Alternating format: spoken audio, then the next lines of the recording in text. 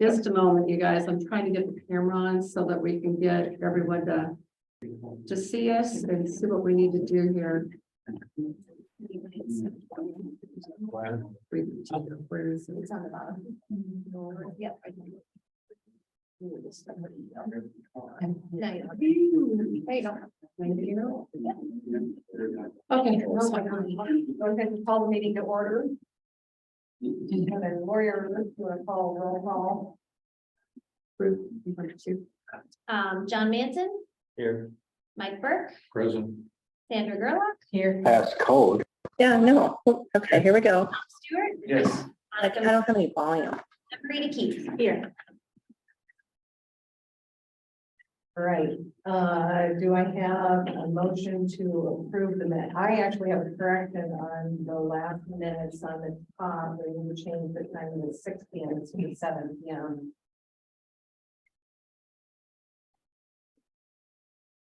You had 7 p.m. on the top and put it in. No way. Okay, it's okay. That's why another person was confused about the time. Yeah. Okay. And do I have a motion and a second or any other corrections to the minutes from the last meeting? Make motion to approve. All in favor?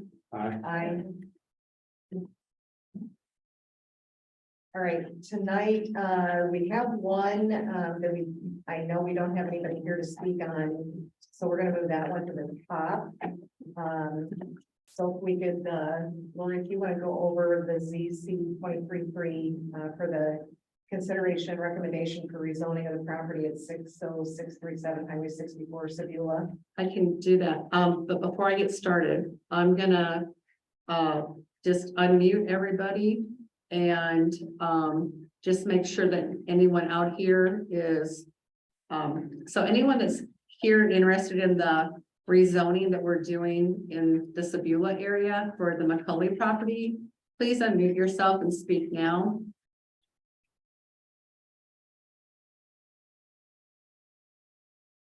Okay, I don't see anyone muting that, so we'll get to those documents.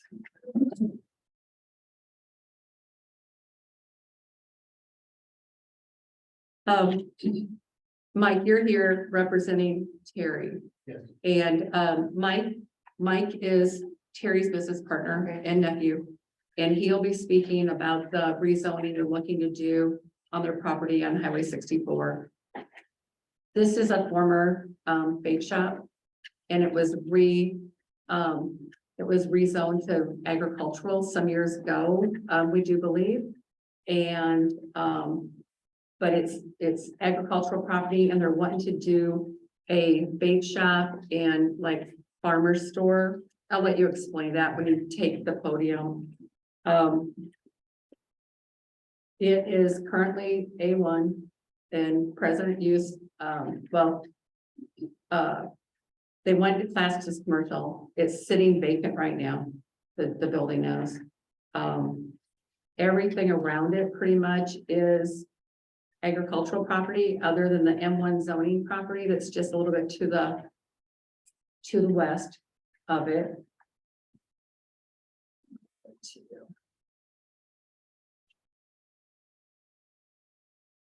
And I have the layers off on that photo. But anyway, do you want me to do the staff report now then too? Yeah, if you Okay. would, and then we can have. All right. So, and if anyone needs me to slow down, someone that's not familiar with the process, just let me know and I can do that and explain things better. So rezoning is the process for reclassifying land from one zoning district to another zoning district. The zoning commission holds a public hearing, applies standards for review, and then makes a recommendation to the board of supervisors. The supervisors receive the commission's recommendation, hold a public hearing, and then vote to approve with conditions, or deny the rezoning.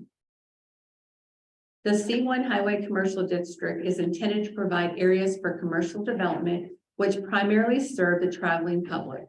This district is also intended to accommodate certain other commercial uses which ordinarily require access to a major street or highway. C1 Highway Commercial District allows many uses. Information about permitted C1 districts are attached. I'm just trying to see where that is.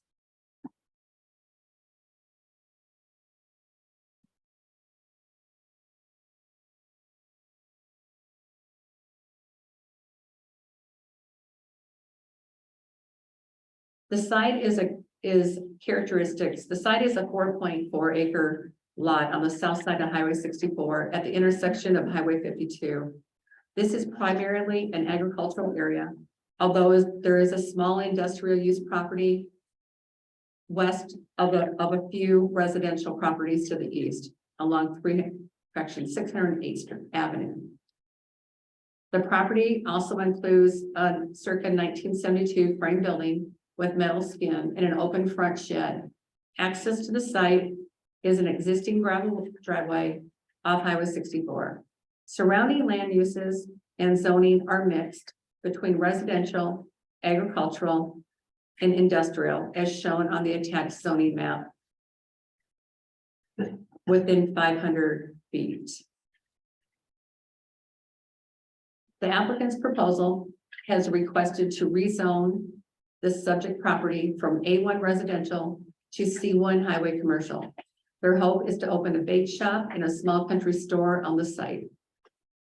And the staff report breaks down whether or not the current district of classification on the property to be rezoned is valid. And yes, we feel that the A1 zoning agricultural is valid. And whether there is need for additional land to be zoned for the purpose requested. The county is zoned intensively A1 agricultural with limited land zone for non-agricultural use.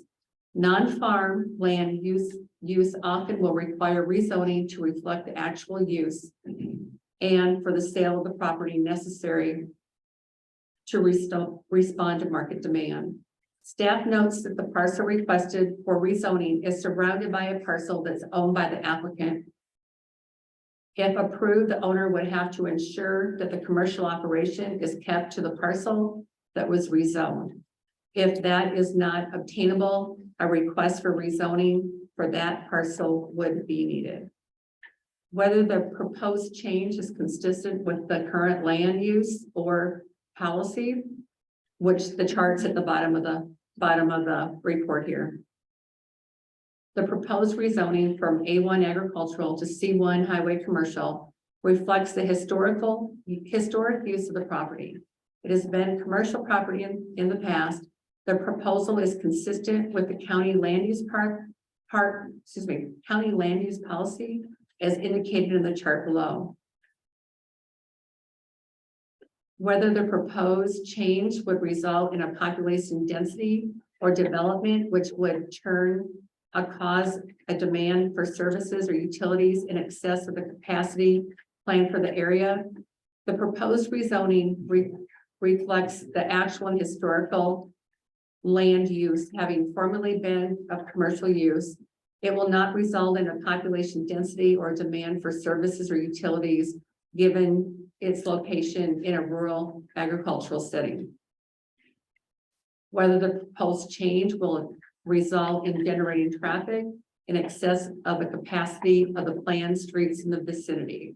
The proposed rezoning reflects actual use and historical land use of the commercial use. It will not result in traffic generation in excess of the capacity of Highway 64. And below, we were making reference to this chart, accommodate anticipated growth, providing optimum locations for residential, commercial, industrial, public and semi-public land uses. This is not going to affect that. Encourage future growth and development to occur in a compact, in orderly manner. This will not affect that. Protect valuable natural resources from incompatible use or other uses that would make their future utilization difficult or impossible. We're not seeing any issues with that. And also this is probably more of a positive impact.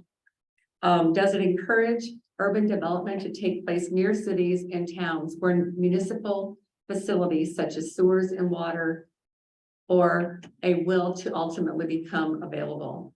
This isn't impacted by that because it already has its own services, which we will want to just double check to see what it has for well and septic.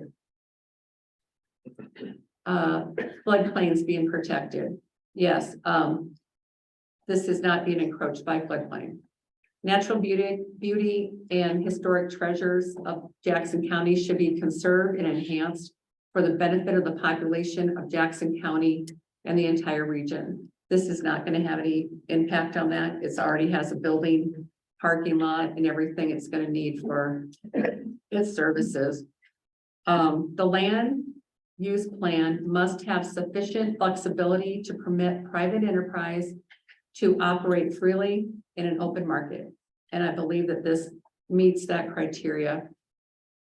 Accommodate existing development without encouraging its continued growth in inappropriate areas. And you can see from the commercial property, I can pull that up on the map too. The commercial property, the industrial property, very limited use of each. This isn't going to affect those properties. 10 is encourage home-based enterprise, which does not conflict with neighboring uses, which this is not applicable to that. The proposed zoning from A1 agricultural to C1 highway commercial for a bait shop and small general store reflects the historic uses of the property. The proposal is consistent with county land use policy and meets the standards for review of rezonings. In accordance with the zoning regulations, notice of public hearing was published in the local newspapers and mailed to property owners within 500 feet. The list of property owners and a map of the parcels within 500 feet are attached.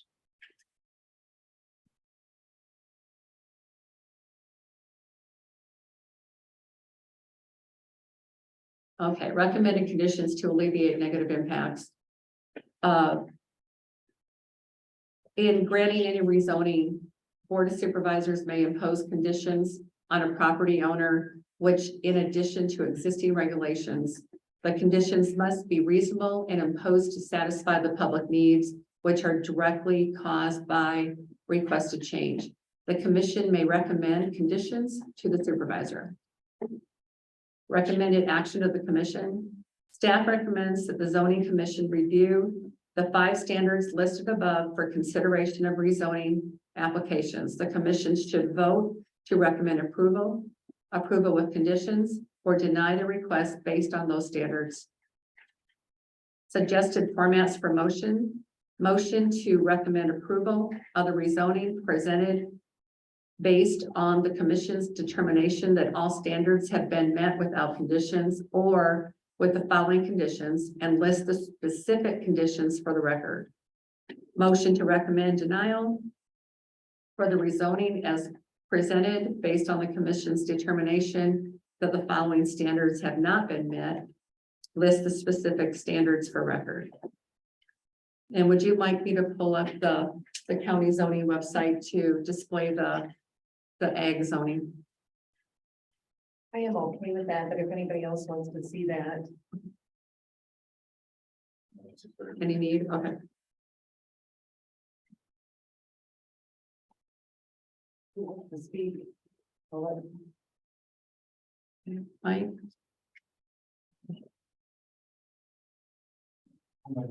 Right up to our makeshift podium. Hi, my name is Michael Wacker, acting as authorized agent for Terry McCauley in the interest of the property. And we are looking to rezone the property at 60637 Highway 64, Sebula. Looking to make that into a country bait shop and kind of a country market. We're in the development stages of this. More or less egg products, added value added products from our farm operations. Produce, things of that nature. That's what it'll be used for. Does anybody have any questions? Yeah, I was just wondering, seeing as it was a commercial building at one time, was it ever zoned differently or has it always been agricultural? It's been used for commercial, but truthfully, I did look historically to see if there was any previous rezonings and I couldn't find any. I could comment on that. It was a bait shop and a repair shop for, Right. since I was a kid. Right, And then it went back into repair shop. And when we got it, we rezoned, we once rezoned it back. to agricultural. so it was zoned commercial. Yes, it was. We zoned it back because we weren't using it for that purpose and with the taxes and so forth. What year would that have been? That's been about 5 years ago. 6 years Okay. ago. May I just express something here? I want to make sure that we're talking zoning and not classification. Classification and zoning are two different things. Zoning is the zoning district, which what is allowable use for that district. Classification is what the assessor's office uses for tax purposes. Okay. So did you go through a board like this? Or did you go talk to the assessor? I do apologize. I wasn't here. for that. Okay, I'm okay, only going off of what I was informed of. Okay. I do know that they had, I'm confident that I'm under the impression that is for zone. okay. It was zoned from commercial to its current status. Because I did look and I couldn't find an ordinance that changed it back. Okay, well, anyway, we're at agriculture now, looking to, we no matter what the history is. Right, I would add to the surrounding outside the box where the machinery is at. Yeah. That will be cleaned up too, to help that look better for the local community and so forth. Here, I'll zoom in just a little bit further for you guys and hopefully you'll be able to see the ownership on these two parcels is the same. And this is this rectangle is what they're looking to rezone. Okay, that's what I want. So everything outside the rectangle is gonna stay agricultural. Yes. But it will be cleaned up. That's what I was referring to on the west side there, or the left side of the Sure. rectangle. All that equipment will be removed from the property along with it to the right side. So is the yellow part of this parcel as well then? That is the other, oh, that's a different owner. Different owner? Yes. At the end of the proposal here, Jermaine, I think is the last name on the paper. Is there adequate parking within that rectangle? Yeah. There's more than it looks like. The only question I did have was regarding signs. Signing. Where are we loving it this time? That would go through the DOT. Yeah, maybe Lori can address that. I don't That, know it that- depends on where you put it. Okay. We'd have to, yeah, check, Figure it out we check first. with DOT since it's on a state highway, Figure it out. but yeah, but we'd want to make sure it's out of the right of way or wherever it needs to be to make it legal. And there would be a permit that you'd have a zoning permit for that you'd need to apply for. Okay. And they're only allowed to be certain sizes. And you said I was more concerned about where you said it was from the highway. How far away have you? And I don't have those standards memorized as far as what your sign setbacks. I've worked with very few signs, so, I'll readdress it. Okay. but this shows the right of way, the blue line does. For your consideration too, and if you look in front of the building there, that's a full camper this low vertical with the camper running across the top of it. Okay. I mean, just to give you references. Well, I've been by there, I don't know how many times, and you know, I'm aware of the property, I just, you know, don't pay a lot of attention. On the left-hand side there, where inside the rectangle, Yeah, you're looking at probably 3 car spaces. okay, And I mean, the cars would park like that. Yes, I do. okay, all right. I have a question. How big of a building are you thinking of? The building's there. That you, is that the one that you're going to Yes, use? The yes. existing building? Okay. It's actually, we have a little bit of work we're gonna need to do we need to get this done before we put too much into it. But that building is 24.5 by 88.5. What's that bottom line going across there? Is that a parking lot? The bottom line, I don't know how that original rectangle was made. That's where we leave, where it was originally zoned, because that bottom line, I don't know what that bottom, border is. Actually goes into a hillside behind that back building. It just looks like it's a parking lot or. Put that arrow. Back here, No, that, where the blue line is, down here, oh, Yeah. that's an open front metal building. Oh, that, it is a building. Yes. So the zoning goes right through that building. Well, that's not only zoning, that is a parcel. Each of those are legally described tracts of land. So not necessarily zoning, but yes, it would go through that. But that is a legally described tract of land as well as this one. It just seems like if that's gonna be rezoned, I wondered why it wouldn't, you couldn't extend it down and include that building, but it doesn't matter to me necessarily, but. Is that something you were looking to use as part of your operation? no, we're actually considering tearing that down. Okay, It's a lean-to, it has no doors on it. It's on a hillside, it really needs to be cleaned up in the back there where it all goes across. And on the left-hand side, you can kind of see there's a little road that goes down to that. That's a flat on the bottom of that picture. No, that, it's not something we'll be in the commercial.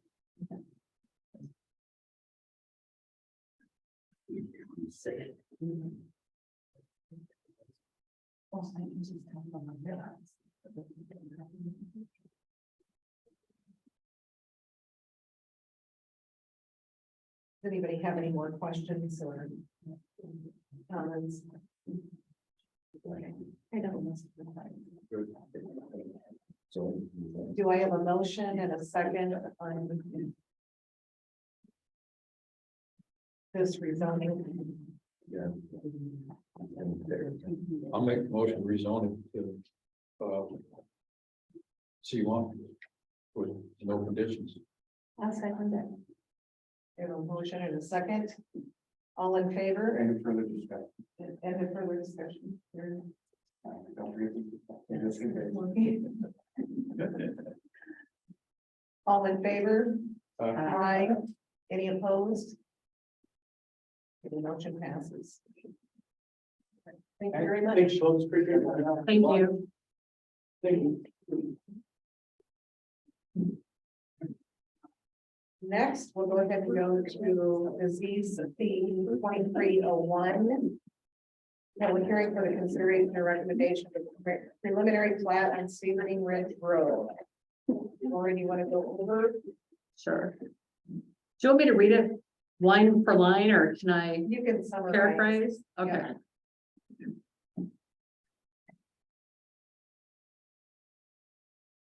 All right, so tonight you're here to decide whether to approve a preliminary plat for the Sunset Ridge Estates. It's a parcel, it's a 59-acre tract of land that's on the west side of Sebring Ridge Road, just slightly north of Bellevue, within 1 mile. So they're looking to create 10 parcels for residential development, and then one extra one. Here, let me get a map up here. One extra, well, I'm not gonna be able to read my notes. One extra one for just as a buffer. The minimum size lot will be 2 acres. And the other, the largest lot will be 10 acres that's used for development. The proposal does meet our bulk regulations. So the bulk regulations would be a minimum lot size of 2 acres.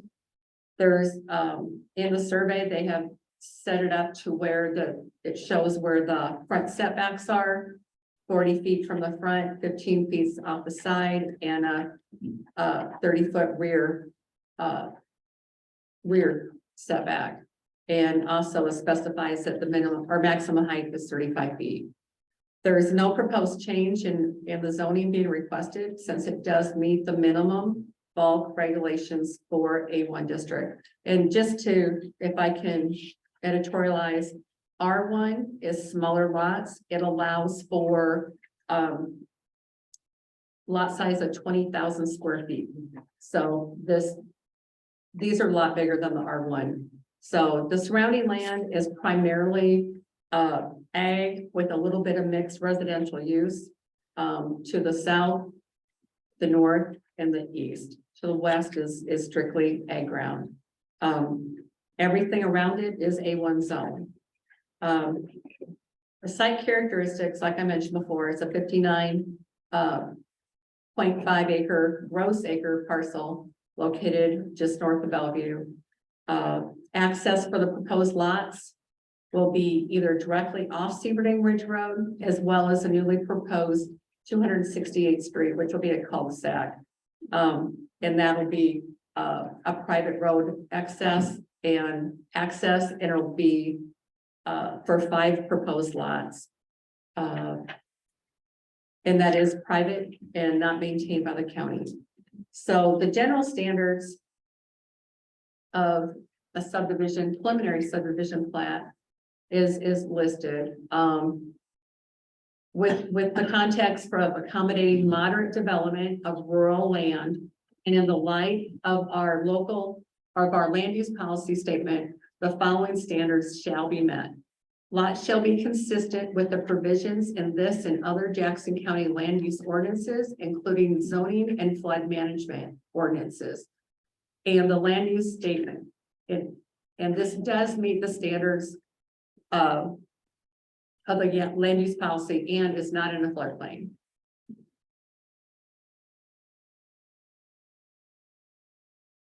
And the standards are in that checkbox down. We'll cover that shortly.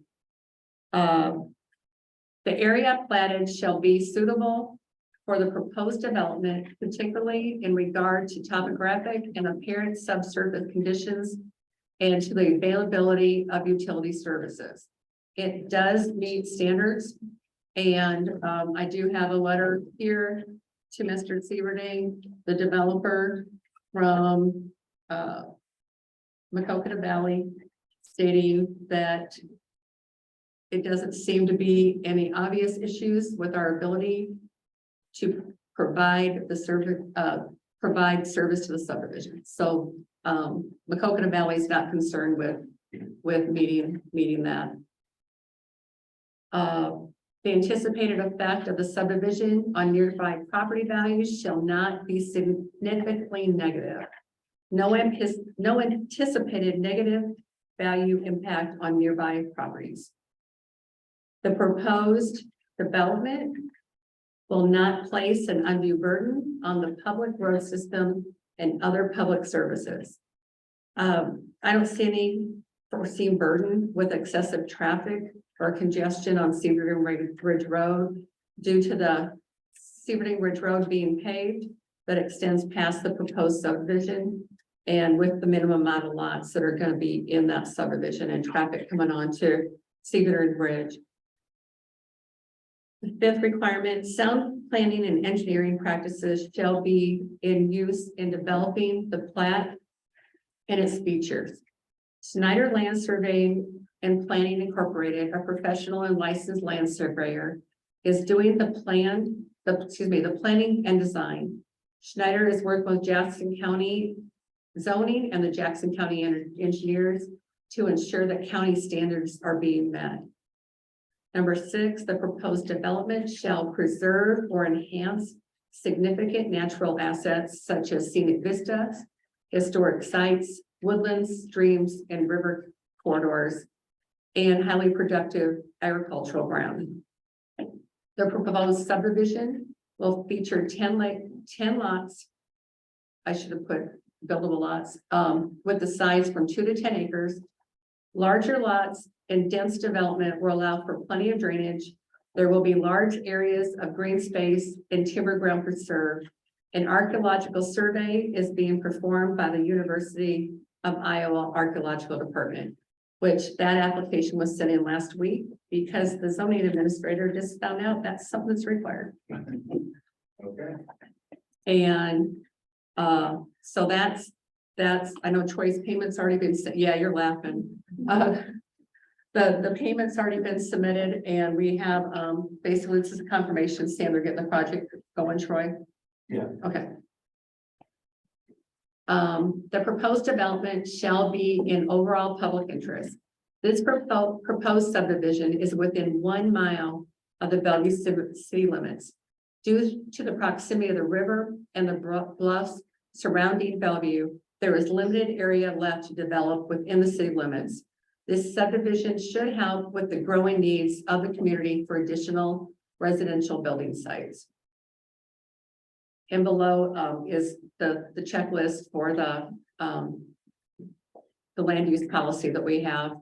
And I'll just kind of skim through them here. Does it accommodate anticipated growth by providing optimum locations for residential, commercial, industrial, public roads, and semi-public land use? And this does fit into that since it is so close to Bellevue. We're not having to create roads to get there. It's already improved and it's already paved. One of the other goals of the policy is encourage future growth and development to occur in a compact and orderly manner. And with this being located just 1 mile outside of the city, and like I mentioned before, it is on a paved road. It is not nuts, it's orderly and compact. Does it protect valuable natural resources from incompatible uses or other uses that would make future utilization difficult or impossible? And I did not see where that was negative. And also the fact that it's not highly productive farm ground. It's to my knowledge, it's not highly productive farm ground. It's not taking agricultural production away. Part of the policy is to encourage urban development to take place near cities and towns where municipal facilities such as sewers, water will ultimately come available. This is close to the city, although it would probably be unlikely for water and sewer to be there. Future development should be coordinated with existing and proposed transportation systems. Like I mentioned before, paved public road within 1 mile of the city.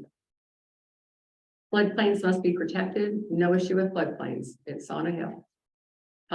Natural beauty and historic treasures of the county should be conserved and enhanced for the benefit of the population of Jackson County and the entire region. This isn't close to a major highway, so it's not something that's highly seen, but at the same time, there is practices being taken right now to ensure that any archaeological finds are protected.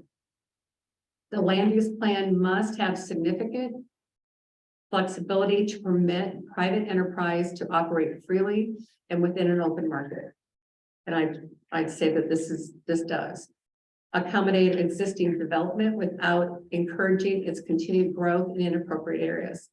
I'm not sure that we consider this area so close to town inappropriate. Encourage home-based enterprise, which does not conflict with neighboring uses. That doesn't apply. So our analysis is the proposed subdivision fits the growth pattern of the area. The proposal is consistent with the county use policy and meets the standards for review for a plating of a major subdivision, which I do have a little, when Dave Schneider talks, we're going to talk a little bit about that, just because some of our standards don't fit the way land is developed. And later on, we're probably going to be talking about redoing our plating ordinance. In accordance with zoning regulations, notice of the public hearing was published in local newspapers and mailed to owners of property within 500 feet. The list of property owners and map of parcels within 500 feet are attached. The staff recommends that the zoning commission review the 7 general standards and the county land use policy listed above for consideration of the proposed major subdivision. The commission should then vote to recommend approval with conditions, or deny the request based on those standards. Motion to recommend approval of the rezoning as presented based on the commission's determination that all standards have been met without conditions or with the following conditions. List the specific conditions for the record. Motion to recommend denial for rezoning as presented based on the commission's determination that the following standards have not met the list of specific standards for the record.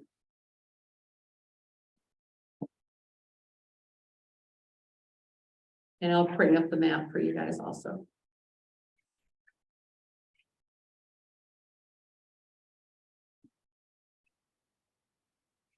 Lori, can I just ask a question while you're doing that? Sure, go ahead. So on our minutes, it says a 16-acre residential subdivision, should that be changed? Because it's not a 16 acre. I know we talked about. I thought we- So on our meeting agenda, it says a 16-acre residential subdivision. I may have put It was it wrong. In the back, it says. I may have put the 16, wrong one in But does that the. need to be corrected for future? It is corrected in the computer. I may have printed the wrong one when I. Okay. printed it out. But yeah. We had a couple drafts going. Okay. I will just change wanted to that. Make sure that was the right number. It was originally gonna be 16 lots, Okay, and that's where, that would have come so to into be play. clear, how many acres we talking? The total is 59.5 total acres to be subdivided. Well, how many wells associated with this for every lot, or are there gonna be community wells? Two wells. Two wells. Okay, Yeah, let me just.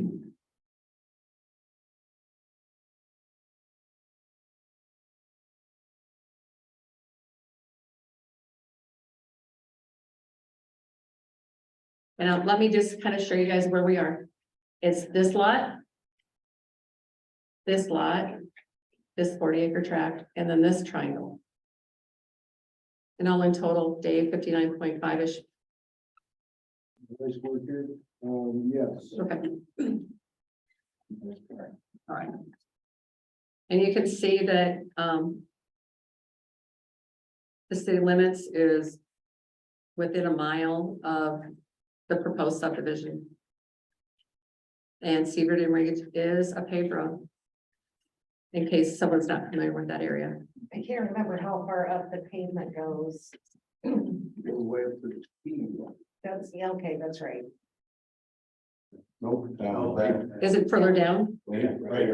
Just past, it's only got that far. Okay. 41. Yeah. so right at your driveway, right? Yeah. Okay, okay.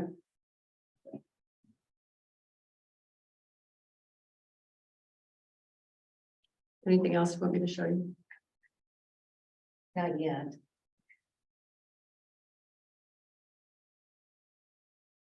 you want to go ahead and speak about the project? I'll leave this guy. Okay.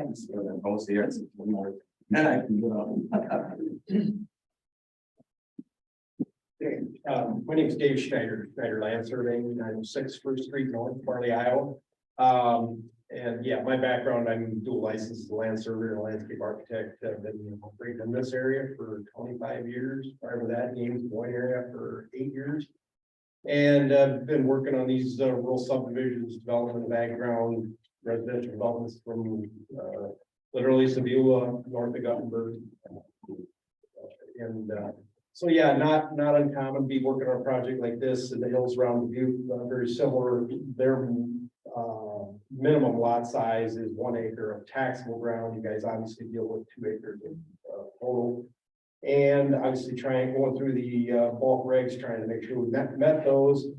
We have actually scaled this back. We had basically lot 10 used to be 4 lots, was consolidated because of potential buyer looking for a larger lot. And then just within the last week or so, we did take 2 lots out of the cul-de-sac. Just because of Troy's concerns about just making sure they were more buildable, would end up with some lots that, because of the steep slopes, that would be saleable. So as far as pavement, we've discussed that. Sebring Ridge is on the, obviously, the Ridge Road going northeast of Bellevue. And, you know, the intent of Sebring Ridge Road, as well as the proposed cul-de-sac houses, would be built up near those with, you know, walkouts and, you know, the ability to kind of control the runoff on the grass areas below those. As far as the well systems, we did discuss the 2 wells, lot 1 through 5 north of the cul-de-sac that's going to be constructed back in there would be served by 1. Up in lot 2, is the intent to construct the well, and then downhill gravity basically to help support that main to those lots, and then the other one would be on lot 9 serving lot 6 through 10 on the south side of the cul-de-sac. Yeah, really, and you know, we're going to work through this thing. Obviously, at this point, we're just making sure it's something that you guys are willing to approve, and then as we go into the final plat, we'll be working through with the engineer as far as the final road design, construction of the entrances to the driveways that we've discussed getting permitted with them, as well as any NPDS permits through the DNR that would be required for grading. And you know, it's pretty standard to go, you know, basically show the concept on the preliminary side, and then as we go into the final, we'll get the engineering plans approved for all the improvements by the engineer, and then at that point, we'll submit the final plat. You got back through this board and supervisors. So this has been submitted to the city of Bellevue. They have reviewed it and basically waived, well, for purposes, waived their review of it to the county. They're not looking at also reviewing and putting through requirements through their engineer or city. And we do have a letter from the engineer stating that the engineer's office, which being the Jackson County Engineer's Office, that they do not have a problem with waiving the part of the off the checklist, the preliminary. They don't have a problem waiving. Let me go back to where it is. LMNOP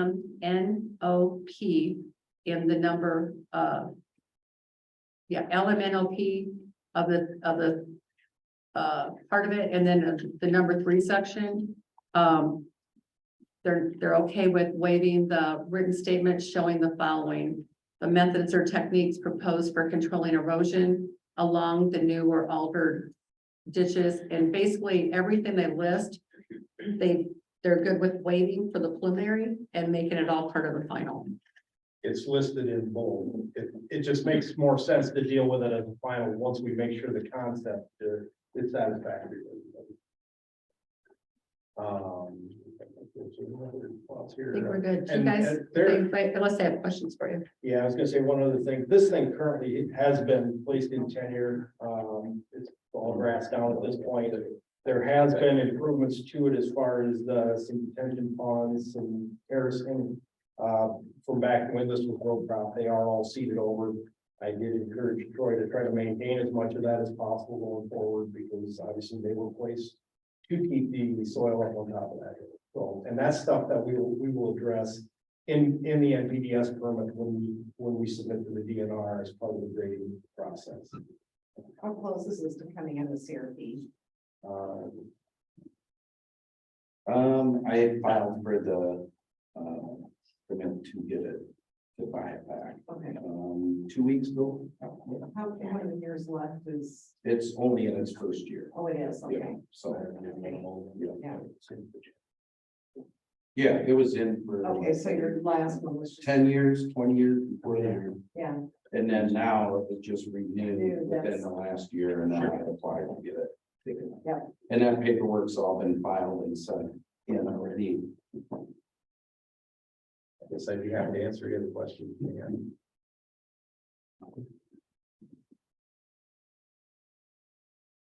We come up there and ask questions. When Monica recognizes, Yeah, that's. Will there be a that's- septic tank for each? Yes, basically as part of this, every house will have to have their own septic system. And that's pretty standard, whether it's here or in any other county.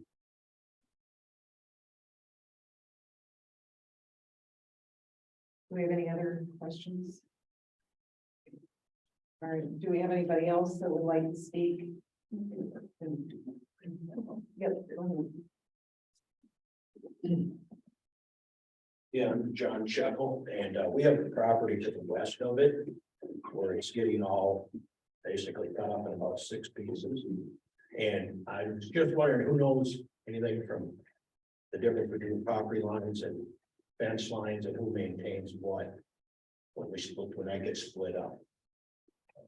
Well, typically on fence lines, it's right-hand rule, unless you've got something recorded. Okay. Is how that Right. normally works. So like one of them lots is, I believe, 71 foot, so that'll get split in half each time. So we'll have different chopped up pieces if it ever needs to be fenced. I believe that is how that works. Lori, do you have any other input on that? I don't know about that, but I believe, correct me if I'm wrong, Dave and Troy, isn't, fence line agreements, that's part of the process before the final plat is done. Let me get to my checklist also. Yeah, come back up there, sure.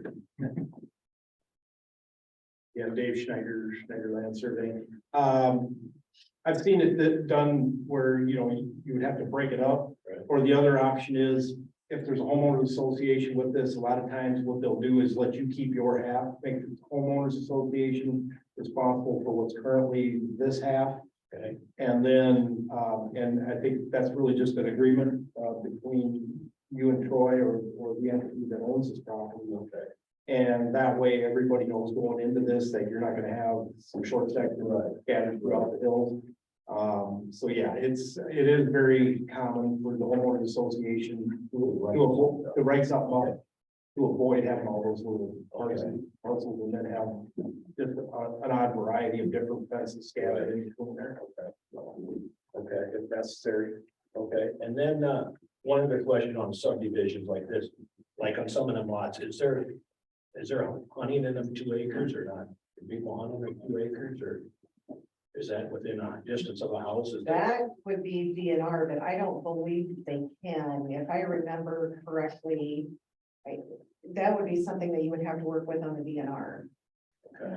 What was your question, John? On the hunting on them, like them lots, Oh, they're only 71 foot, is there hunting in a subdivision or not? there's a rule that's not, it's part of the covenants to not to, I would think, I don't know. Do you put that in the covenants? Yeah, I'm just curious. I mean, I'm sure it could, Yeah, I'd have to check. You know, and if I that never was- gave that any thought. Yeah. if that was concerns of the neighbors, that might be something to add into your covenants. I thought somebody had told me, and I don't know, quote me on this, but like 650 foot from a house, you're not supposed to even shoot. it. Well, 250 250 feet. yards, I believe. So, okay. Yeah, there were my only concerns on fencing and, I guess, so. Every man, it's all good. I don't see it in my packet. I would just make a suggestion that if you come to an agreement on the fencing, Yeah, have it recorded. okay. That would be my suggestion too. Because 40 years down the road, Yeah, I know. Yeah. some of them aren't gonna be here to be able to decide. We're good with it now, 10 Right. years, things change. That's right. That's always good. Yeah. So do you recommend getting the fences back where they should be? If I was, you mean, you think the fence line might be off? Well, that what the you're- fence line's not straight. back. Yeah. Well, nobody's fence line.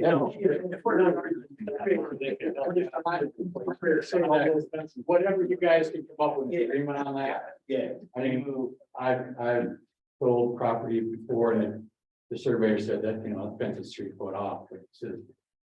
I'm gonna put the stakes where they're supposed to be, but I'm not gonna make you guys move the fences because that just, And Creates we're real in that problems agreement with too, neighbors. it's just, the splitting it up someday, if it ever has to. exactly, yeah. You know, we got a Yeah, you don't wanna have. 30 foot here and then, yeah, Cause I can see what you're talking about. Yeah. When yeah, this comes down to a point down. here, yeah. That, yeah, it's gonna be a real. Yeah, So we don't have if you that guys now. come up with an agreement between if there's gonna be some kind of association or something. Yeah. That would be the ideal way to do it. With the wells in the road, as far as maintaining it, Right. there's gonna be association involved with that. And we. Yeah, we know John, everything. we know, Yeah, I didn't think- we know the yeah. fences are like Yeah, not even close, Well, it's hilly country, I presume. I mean, I can't, Yeah. I've been over there, but I can't remember. oh, it's nice and flat. Yeah. You're talking about North Bellevue, right? Thank you guys. You're originally from Boone, I'm from a flat land type. And those fences probably aren't very basic. Good fences make good neighbors. That's right, yeah. All right, does anybody else have any? Yeah, please. David Trenswaller, and I live directly to the east of the property. And, a couple of the things is the ag lands, yeah. I'm at A1, so then I could be almost surrounded by, lots, R1, is that correct? We're not looking at rezoning to R1. We're looking at keeping the minimum of 2 acres per parcel. Okay, So that still falls within the A1 standards. all right. That's good. So then my property would not change then. No, sir, and that proposed property is not going to change either. The covenants and restrictions, is there things that I don't know about on some of these things that are plotted? Let's just say that I wanted to build a silo or something on my property. Would I be restricted from building a silo? No, sir, you can put it in a hog operation if you want. Yeah, it's not so I was just, the other. Not be in your interest. Mine, you can't put it in, that don't mean you can. Okay, and then the other one is this, could it be condominiums or duplexes or anything, just single family? Okay. And the city reviewed this, is this correct? And they waived it, so that way there. I just got a layout, so I just saw that here tonight. Here, and, no other restrictions that I know of that, let's say for on my, that I know of. Shouldn't affect you. You'll be looking at it across the road. Yeah, if you're thinking about putting a hog confinement in, let me know now, because then I'm not moving forward. Okay, otherwise it's still the same as it's always been. Yeah. Correct. Good question. Does anybody else have any other comments or questions? I have just a couple, nothing real major. My name is Andy Grable. I'm just to the east of this property, kind of to the corner section of lot 11. I'm just kind of curious what you have intentions to do with like a lot 11 and 10 there, because they're obviously a lot bigger than the other lots, the other 2-acre parcels. So just kind of curious what's going on with that. Section of the property. My deer hunt. Oh, okay. Okay, I guess I don't know, that would be going with John or too, like, how close can you hunt in that area too? And that's what I'm gonna have to look into, because if that ends ours. Lot 11 is 23 acres, almost 24. So I'd have to see if there's an ordinance on that, because if that's the case, then I would want to take that lot 11 and not even, I don't know why it was actually put as a lot, Mr. Surveyor. Well, typically, we're required to survey the remainder as basically just for tax purposes, we need to correct the legal description and the taxes so that the assessor knows how many acres to assess based on the price per acre. It's clean, But, it's cleaner that way. it's basically just, retain for future, so. Yeah, because lot 11, there's no, well, That goes in the weeds right there, and come to buddy that way. you need a helicopter to get Yeah. down the hill, Yeah. you know what I mean? Yep. Or a horse. Yeah. We want to know or two through there, huh? And then I know you had said earlier, Lori, about that, it would probably not affect the land value around it. I mean, I would not anticipate it being a negative impact on the land around it. okay. And then my other concern would be the erosion part, but that's something that's gonna be worked on as it gets developed there. Yep, yep. So, there are all my questions there, so. Yes. Thank you. So I'm Troy, I'm the one who's proposing this. My property adjoins this property at the furthest north of that track. This started off as my oldest son wanting to build a house. I got 3 boys, if you give one a piece of candy, then the other 2 want a piece of candy, so then it turned into splitting it into 3 lots. Talking with Lori, there was, as you know, there's different rules and stuff you have to follow when you go through this, so if I was gonna go through all of that to do 3 or 4, then I'm like, well, then I might just make more of them, you know, so that's kind of how the whole thing started. 3 of my kids, 3 of the lots will be in their names. They plan on building up there. Well, the one, we can't get it done fast enough for.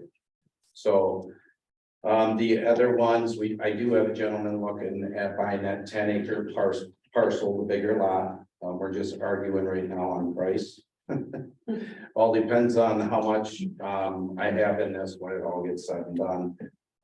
That's why with Dave, before we move forward with roads and all of the other, you know, things that have to get done to get this, it costs a lot of money, so we tried working with the county, with the engineers to make sure for roads and all of that stuff, to make sure everything was done properly. So, I think we kind of basically covered that all in a nutshell, so. Yeah, that's plans. Couple very good points, the fences, I know John and Dave Shepherd here real good, and Dave and the rest of them. I think we're gonna have to probably go to the Legion after this and figure out what we're gonna come up with that. I gotta figure it out. So Andy's concerns, I totally get it with erosion and how that can change when you're channeling water different once houses get put into an area, you know. But there is quite a bit of timber and stuff, ground that will not be getting ripped up or moved. It's basically the dirt that would get moved would be, Lori, could you scoop your thing up by the blue line? Your arrow into the 10-year field. So along the road is where the house stuff is gonna be. Everything back, the timber and all that's gonna stay as is. So That wouldn't be fun to build on back there. no. It's not even too much fun deer hunting unless you shoot a big enough one to where it makes it worthwhile to drag it out of that hole. So. Any questions? You know, do we have anybody on the phone that would like to speak on this? I just messaged Kevin and Michelle, and I don't think they want to speak. If you choose to, Kevin, Michelle, just unmute your mic. And then also we have 349-2277. Are you wanting to speak on this case?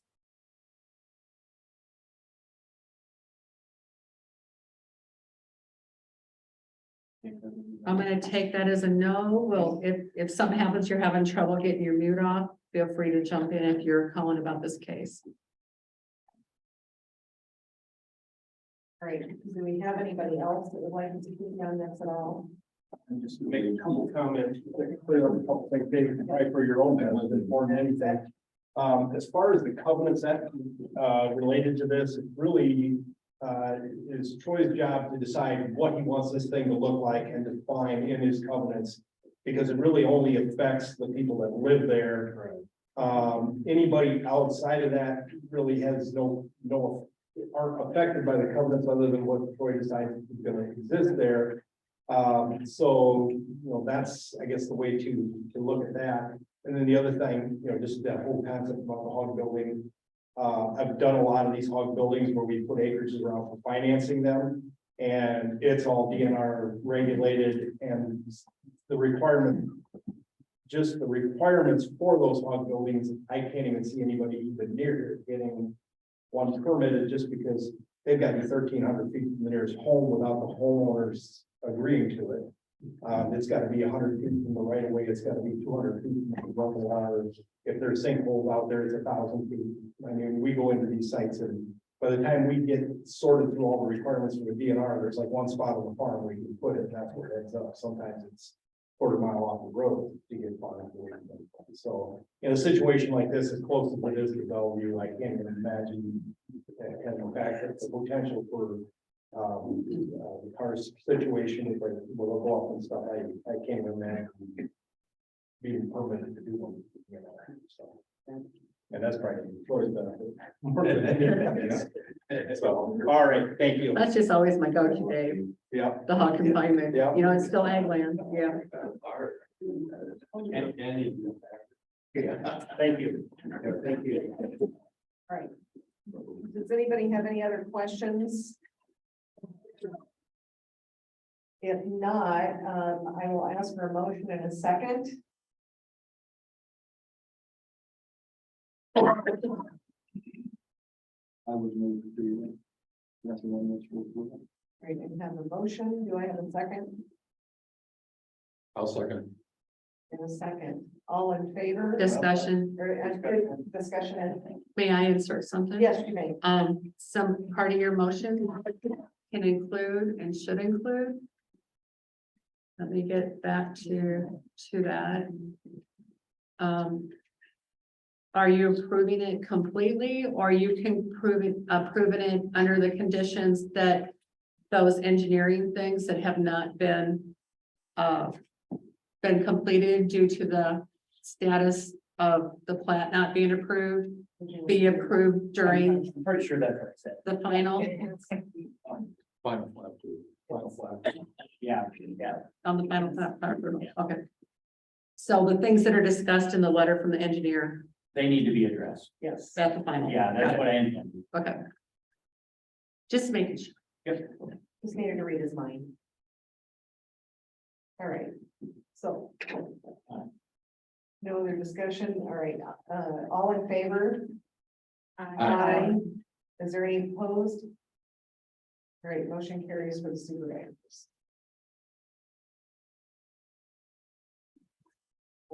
Thank you very much for the discussion. Thank you. Right, Have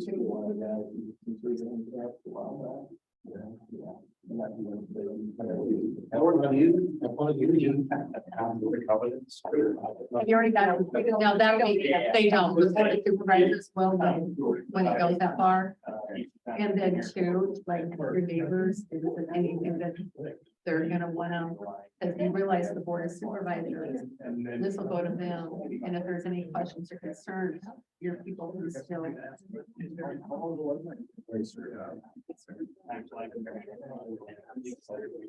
And then also, you keep in mind, I won't get into anything like the last Friday, whatever.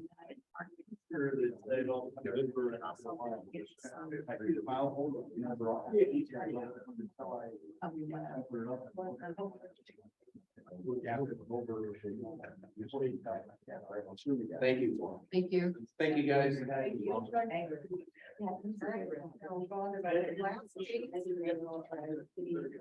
For, I guess, would be one of the BC 2302, public hearing for the consideration and recommendation for rezoning of the property at 34257 230th Avenue, Lamont, Iowa, from A1 to R1 to separate the house and the church into two parcels. Lori, would you go through That, this request is being made, and I'm gonna go a little off script here, is being made by Tara and Diego. In order to sell their property. They have been trying to sell their property for many months. And, with the church being on the property on the one parcel, they've hit roadblocks due to the fact that people aren't able to get financing for the parcel with the church on it.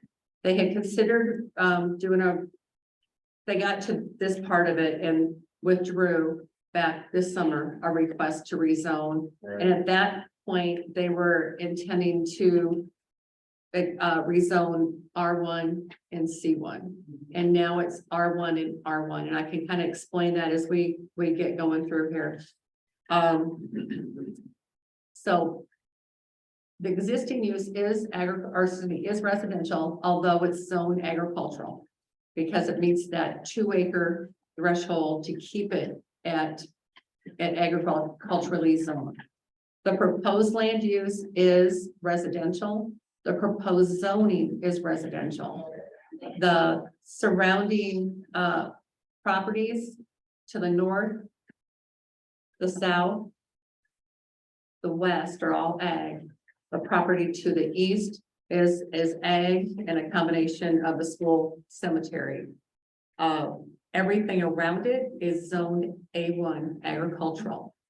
The process for reclassifying from one zoning district to another zoning district, our rezoning is the process. The zoning commission holds a public hearing, applies the standards for review, and then makes a recommendation to the board of supervisors.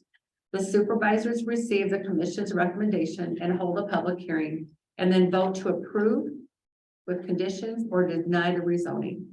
The R1 residential district is intended to provide for limited residential development in rural areas of the county where such use is compatible with surrounding land uses and where residential development will result in the most appropriate permanent use of the land with particular regard to agricultural land, woodlands, and other natural resources. The characteristics of this lot, it's a 1.4 acre taxable site. It would meet the 2-acre minimum gross acres, but the net acres comes out to 1.74. It's on the east side of 230th Avenue in an agricultural area. The property includes a 2-story brick single-family dwelling from the 1874 era, and a 2-car detached garage built in 1993, and the former St. Teresa's Church built around 1903 that is currently used as an art studio. Access to the site is an existing shared gravel driveway off 230th Avenue, shared with the abutting property owners to the east. The property is owned by St. Teresa's Church and School of Mahoka. It includes a school built in 1878 and a cemetery. Surrounding land uses in zoning is primarily agricultural, as shown on the attached map. And attached map of zoning and ag use within 500 feet. The applicant's proposal, the applicant has requested to rezone the subject property from A1 agricultural to R1 residential for the sale of the existing house and garage. The applicant has provided an exhibit which shows the proposed split.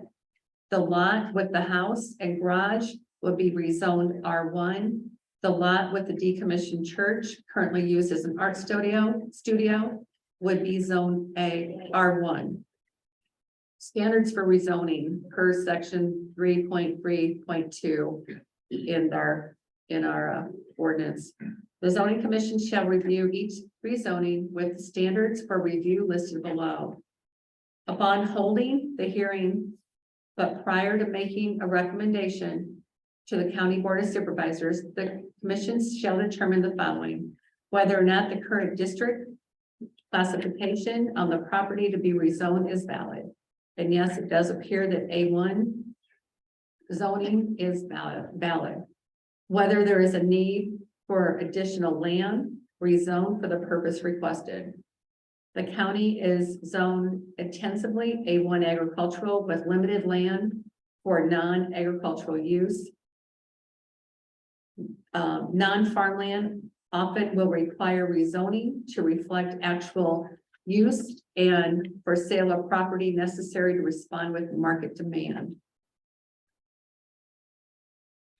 Whether this proposed change is consistent with the current land use plan or policy, and that's gonna be the chart below when we get there. So the proposed zoning from A1 agricultural to R1 residential for the house and garage, and R1 for the art studio, also known as the decommissioned church, reflects the historical use of the property as a mixed use of residential. The proposal is consistent with county land use policy as indicated in the chart below, and we'll get to that when we finish this. D, whether the proposed change would result in a population density or development which would turn cause a demand of services or utilities in excess of the capacity of the planned area. The proposed zoning reflects actual and historical land use of as a single family dwelling, and the decommissioned church uses an art studio in recent years. It will not result in population density or demand for services or utilities given the location of the rural agricultural setting. Whether you need to decide whether the proposed change would result in the generating of traffic in excess of the capacity of the existing or planned streets in the vicinity. The proposed rezoning reflects the actual and historic land use of the single family dwelling, and the decommissioned church used as an art studio. It will not result in traffic generation in excess of the capacity of 203rd Avenue. And this is the chart from the policy, basically checked off what those other ones were, where it doesn't, will it accommodate anticipated growth by providing optimum locations for residential, commercial, industrial, and semi-public land uses. I believe we're meeting that standard. The policy encourages future growth and development to occur in compact and orderly manner. And there is no other R1 in this area, but at the same time, there are dwellings in the area on ag property. Protect valuable natural resources from incompatible uses or other uses that would make their future utilization difficult or impossible. There's land here that these structures sit on, 1.74 taxable acres, which I don't think is hurting, being hurt with this. Land use policy also wants to encourage urban development to take place near cities and towns where municipal facilities such as sewers and water are or will ultimately become available. Well, we know that that is not going to happen out there. We're not going to see rural water. And actually, I should have probably checked that as it doesn't really hurt it, but it's not going to happen with water and sewer out there. So we know that. But it already does have septic and water. Future development should be coordinated with existing and proposed transportation systems. This isn't affected by that for the fact that the 203rd is a hard service road. 230th. 230th, I fixed that backwards. Yeah. Dyslexia works for me. Yeah. It's on number E also. Okay, all I right, meant to switch it, yeah. okay. The natural beauty and historical treasures of Jackson County should be conserved and enhanced for the benefit of the population of Jackson County and the entire region. This isn't really changing anything other than a line going between a church, an old church used as an art studio, and the current dwelling. Land use plan must have significant flexibility to permit private enterprise and operate freely on the open market. Well, as we can see, the reason the petitioners are asking for this is because the open market and them are having difficulty because of the church. And the property owner also has really wanted to keep that church and use it as an art studio anyway. And just to give you guys a little bit of editorial here, when they first considered doing this earlier this year, they thought about selling the whole thing on contract, and that was one of, correct me if I'm wrong, Tara. Correct, selling the whole thing on contract and then renting the studio from that owner. Well, it can't be a home-based occupation without living on the property. So that was gonna knock that out. So anyway, market is why they're doing what they're doing here. Other number 9, accommodate existing development without encouraging its continued growth in inappropriate areas. Is this going to encourage inappropriate growth? Probably not. Probably not with the cemetery there and. Yeah. Encourage health-based business enterprise that does not conflict with neighboring uses. This really isn't encouraging any home-based enterprise. So the staff analysis would be the proposed rezoning from A1 agricultural to R1 residential for the house and garage, and to the A1 residential former church building, which is currently used as an art studio, reflects the historical use of the property as mixed-use residential. The house and art studio were able to function as a home-based business in the A1 agricultural district. Sale of the house and garage requires a lot split and rezoning for the applicant to retain ownership and use of the former church as an art studio. The proposal is consistent with the county land use policy and meets the standards for review of rezonings. In accordance with rezoning, in accordance with the zoning regulation, notice of the public hearing was published in local newspapers and mailed to the owners of the property within 500 feet. The list of the property owners and map of the parcels within 500 feet are attached. Recommended conditions to alleviate negative impacts. Granting any rezoning, the Board of Supervisors may impose conditions on a property which the owner, property owner, which are in addition to the existing regulations. The conditions must be reasonable and imposed to satisfy public needs, which are directly caused by the requested change. The commission may recommend conditions to the supervisor. Staff recommends the conditions that the rezoning boundaries of the R1 residential for the dwelling and the R1 residential district for the former church, which is currently used as an art studio, be defined by the split and become effective on county approval of the lot split. Recommended commission action.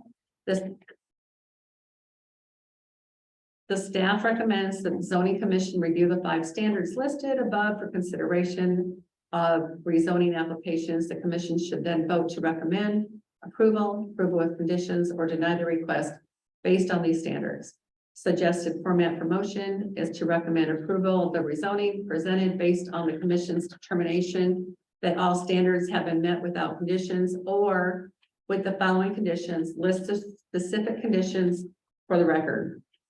A motion to recommend denial of the zoning as presented based on the commission's determination that the following standards have not been met. List the specific standards for record. And I'm going to help you guys with this. I'm going to find where I should have had a circle it or highlighted, and I didn't.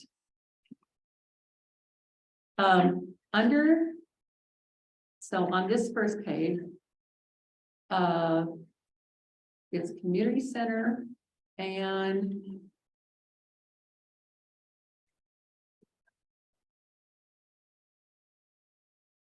let me just get back to that. Well, let's just get up to that. Center. It's the last one in the first column. This one? Yep. Okay, so down here, a building to be used as a place of meeting, recreation, social activity and not operated for profit in which neither alcoholic beverages or meals are normally dispensed or consumed. A place, structure, or area or other facility used for providing religious, fraternal, social, recreational programs generally open to the public and designed to accommodate and serve significant segments of the community may also be referred to center or civic center. And here, let's get, we got more. A meeting place where people in the same community may carry on cultural, recreational,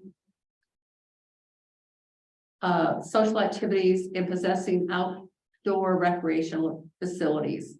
So these are all just some of the things that would fall under the recreation that's allowed in R1, which I'll pull up that ordinance, since it doesn't look like I copied it into the body.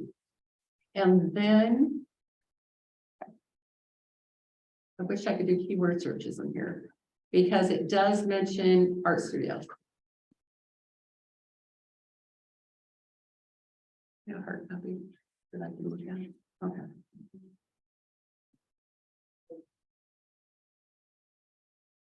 If I ever do this again, you guys, it'll be highlighted or circled, I promise. If you guys want to let me look for this while your guests present their cases, I'd be more than happy to do that.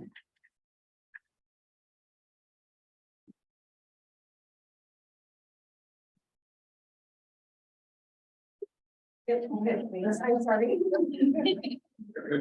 I'm Tara Velez. And Lori explained a lot of our situation already. We bought a house last April, tried to sell the house. We only listed the house for May and June. I showed the house about 20 times. People were really interested until they walked through, and then the only person who was truly interested wanted to buy on a land contract. And when she went to get the financing to explore finance, she wanted to do a land contract for a year and then buy it, but discovered that, which we ran into this too, but 12 years ago was a little different. Because the church is considered a commercial building, even though it's not used as a church, you can't get a loan. You can't get you have to do a commercial loan because there's a church on the building. So that's a bit of a problem unless someone has cash to buy the property. So then we regrouped and we were like, well, this maybe could be a win-win and we could sell the house and keep the church. But then, as Lori said, we ran into some hiccups, not anticipating that the neighbors would have concerns about the commercial. So then we regrouped. And here we are again, trying for residential. I see one of our neighbors that had a concern with the commercial and is supportive of the residential is on the call. Some of the people that have issues are here too. So we're hoping that this can be a way for us to keep the property, sell the sell the house, and still be okay with the neighbors.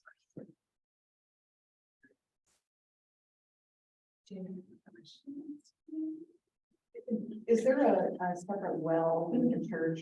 No, it's shared between the house and the church.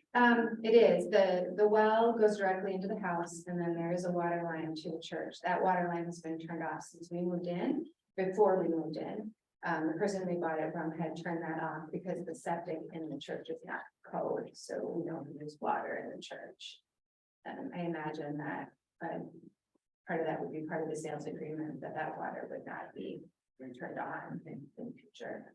So the church, this is also part of the reason it's hard to sell the church. So the church has no heat and no water and no septic.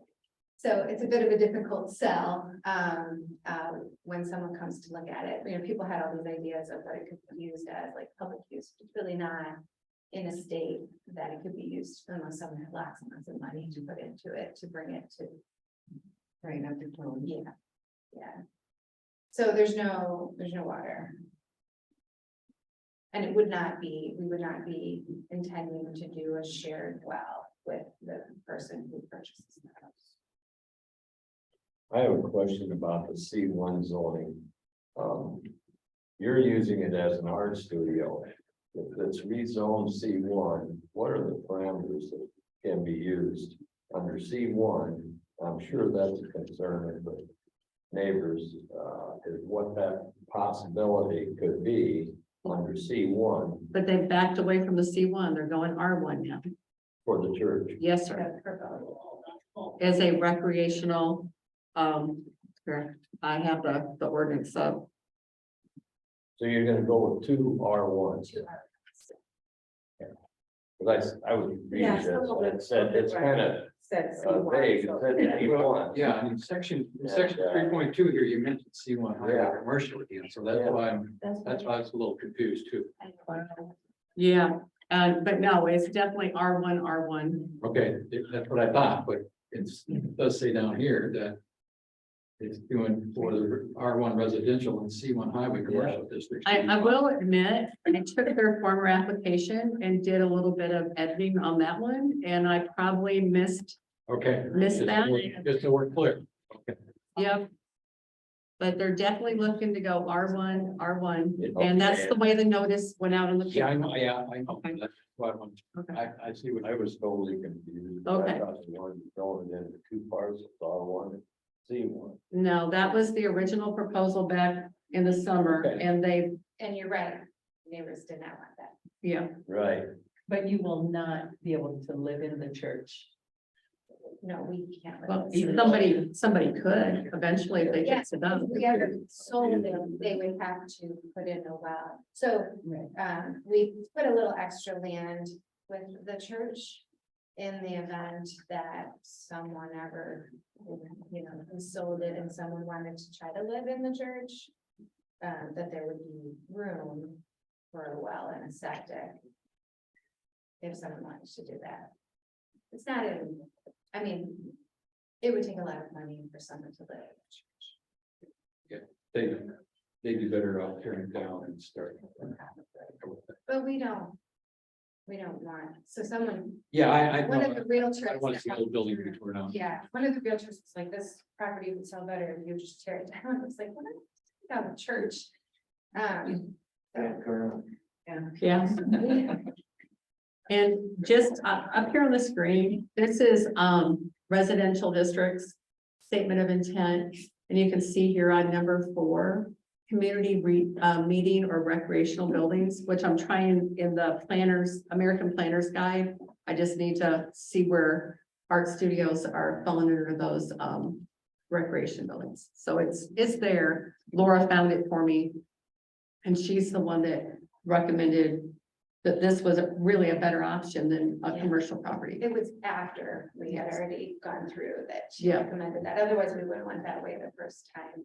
And the good news is that it can still be used as a church with the R1, in case anybody would ever. And the part about, and not operated for profit does not matter. I mean, I'm assuming is your art studio for profit? Theoretically, yes. So does I that mean, matter? He doesn't, He doesn't do retail out of it though, and he doesn't do tours or charge admission. Okay. he just tinkers. You could do that out of the house. I'm just saying it's Yeah. in here for Yeah. not for Yeah. profit, Yeah. so I didn't Right. want that to be Yeah. something that. And he does, I mean, he does work and then he builds stuff and restores sculptures and paints. But we have 4 children, so he doesn't do a lot of that anymore. But hopefully when they get bigger, he can do that again. Without heat or air or water. Well, there's a little sacristy in the back and our goal had been, we had started to work on restoring and heating that space. So that at least you could paint in there in the winter, but life has gotten in the way. Yeah, so we re-roofed it and that was as far as we got.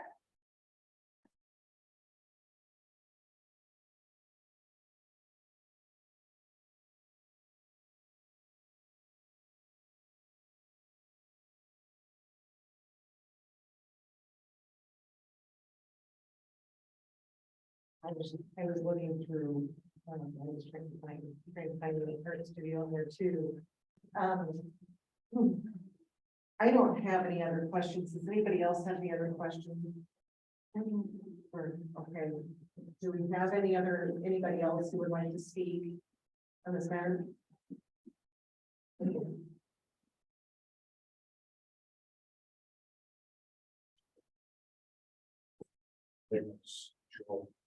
My address is 328-401-230 Avenue, Lamont.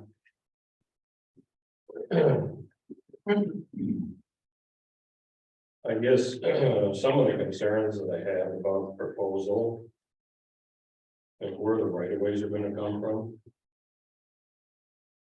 Currently, these folks are using an easement to get to their property. That's my understanding. You were talking before about who owns the property. The cemetery board, I believe, who owns the cemetery and the property in front of the church that you folks are using for access. So they have it's my understanding, they have an easement from the cemetery to get to their property. If they split this into two pieces, where's the easement gonna go to? And how is somebody gonna get to the second piece? Well, the easement is recorded in the title, the easement stays with the property. Right.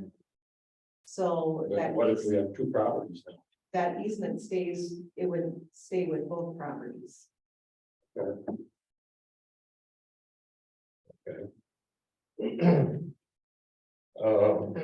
I guess my other concerns. Where is sewer and water gonna come from for this second piece, the piece that the church stands on?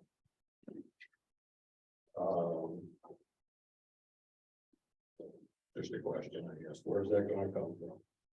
We can answer that. And Terry even addressed it when she spoke.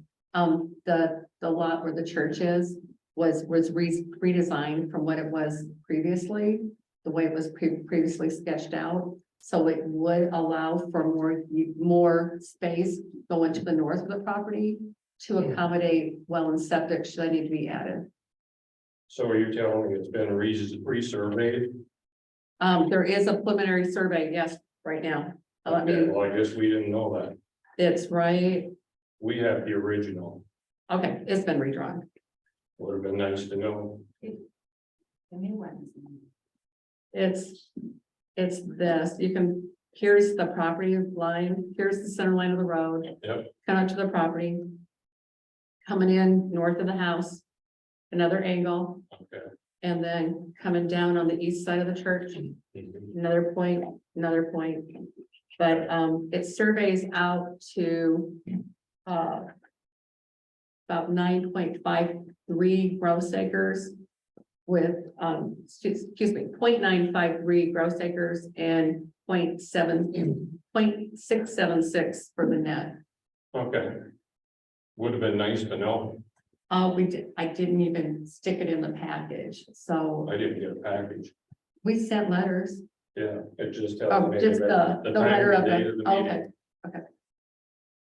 okay, So I guess, apparently the lines have been redrawn, so I guess that becomes a non-issue about, property to, put a septic system in.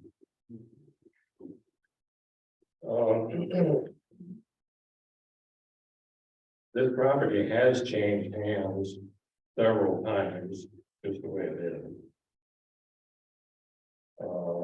I guess I just make that point.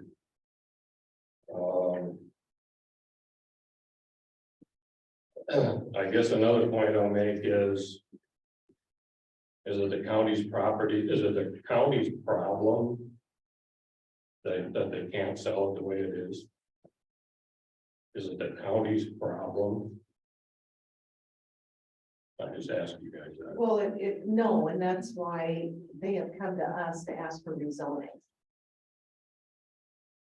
Okay.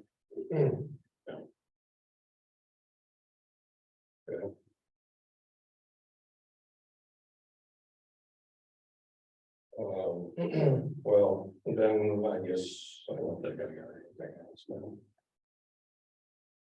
Thank you. Thank you. Do we have anybody else that would like to speak? I would please. Sure.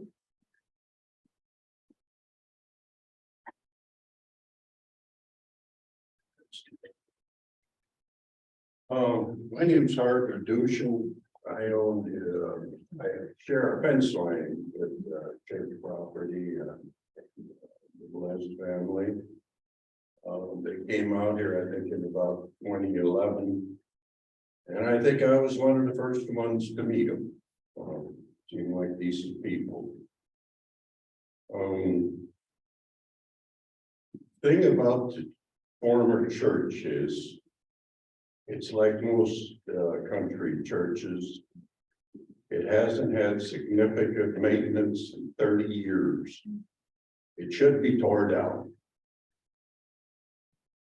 I can see that they'd like to do a little something with it, but to say it's an art studio.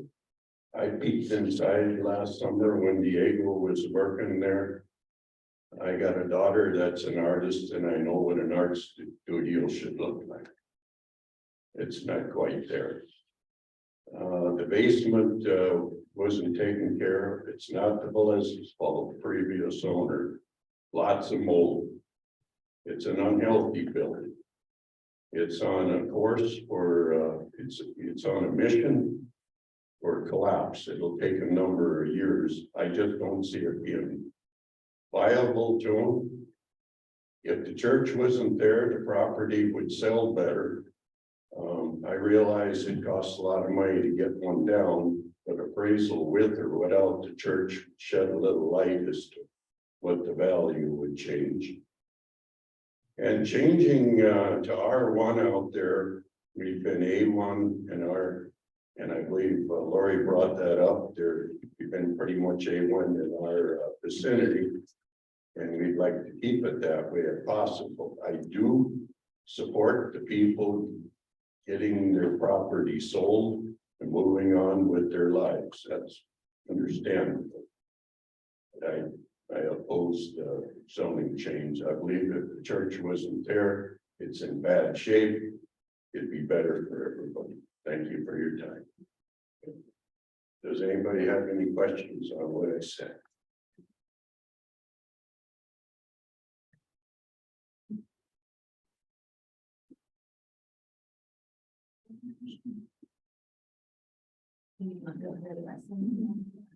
You can, so you can if you want. Do we have anybody on the phone that would like to address this issue?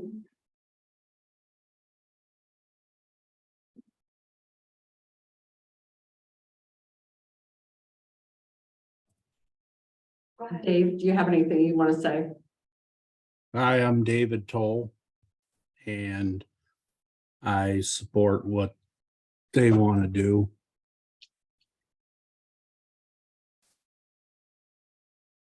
Diego and his wife.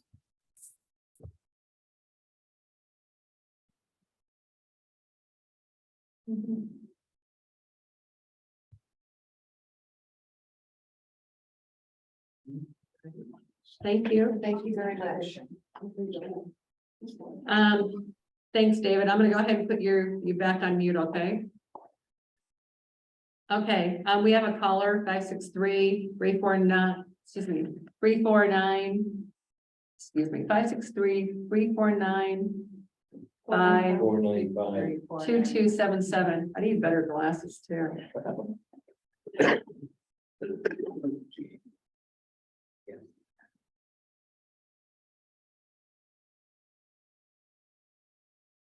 Would you like to unmute yourself and speak, caller? If not, that's fine too.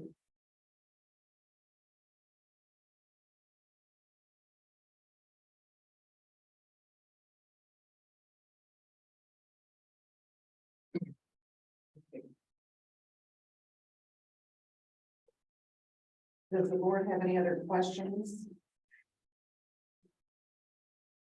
I do, yeah. So Mr. Dushin talked about not wanting to rezone to R1, that it's always been A1. So what would be is there a possibility that down the road, 50 or 100 years from now, whatever it might be, that all the buildings are dilapidated and gone, and somebody wants to turn it back into A1 zoning? Is that a possibility? You know, it becomes vacant lot. 2 vacant lots, I guess, if we rezone it. To If save it the was grant or improve it. 2 vacant lots and combined back together into Come back. one lot, And come back to one lot, and let's say, you know, from the way it looks, Mr. Dushan's property runs pretty much around it. And it becomes vacant property, and him or his family wants to purchase it back and farm it. Can it be done that way? Sure. Yeah, okay. yeah, but at the same time, there's. Yeah, if it was go back into farming, that would be one thing, if it was a joint. I understand once it goes to R1. Yeah. There could be a house Absolutely, built on each lot in the future. absolutely. But I mean, it is a possibility that if somebody, him or his family or whoever wants to buy the land, the property, he can always go back to A1. Right, and just so you know, the lot sizes are to where it would be next to impossible to break each of those into another building site. So, Oh, no, I yeah, know that, yeah. so it's It's- one, the minimum size is 20,000 square feet, So it's only going to ever be 2 lots. right? It's not set up to be subdivided.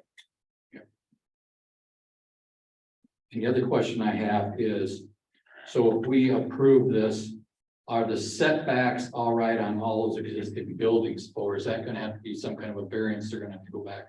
It's considered a legal non-conforming, since it was that way.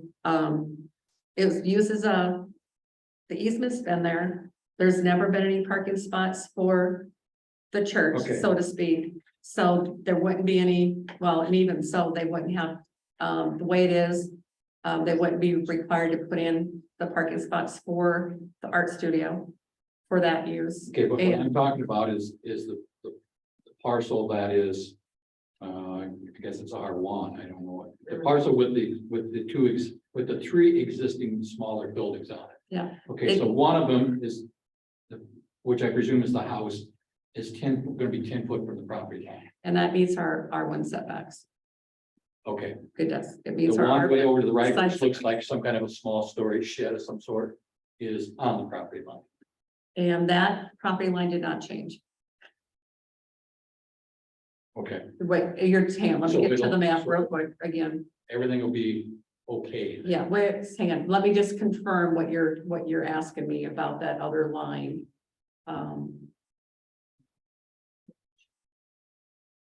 Whatever, yeah, it's a small shed, and yeah, I can see it's probably a shed, that's probably not. Is it this one? Yeah, I'm looking at the exhibit. Okay. Oh, got it. You have that, Yeah. the exhibit there, Boosting and Associates, there you go. So that very far east existing building is Looking at the, on the property line. That did not change. that's, Okay, That, I just want to make sure that, yeah, okay, that's, because to my understanding, the only property line that changed is that one there? this one. And then that's, okay, the 10 foot there is fine. between Yes, That property it line fits. and the house. There is one thing I'd like to point out, and just because I know you guys have had concerns about this. On other ones, let me just zoom out and get to where I want to go here.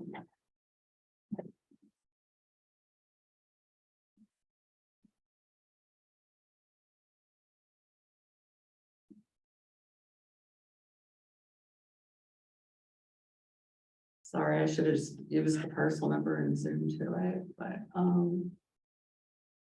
you're just south of Centerville, right? Okay.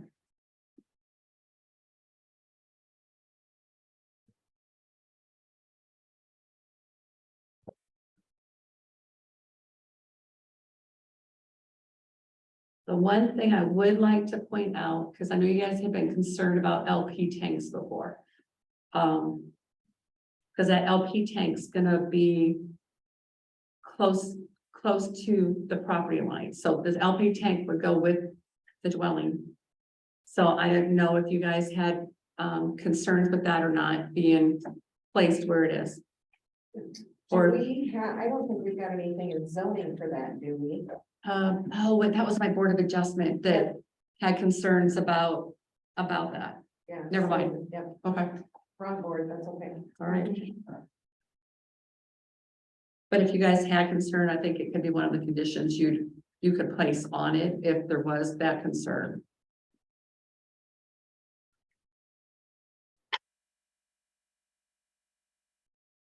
Where's the cemetery there?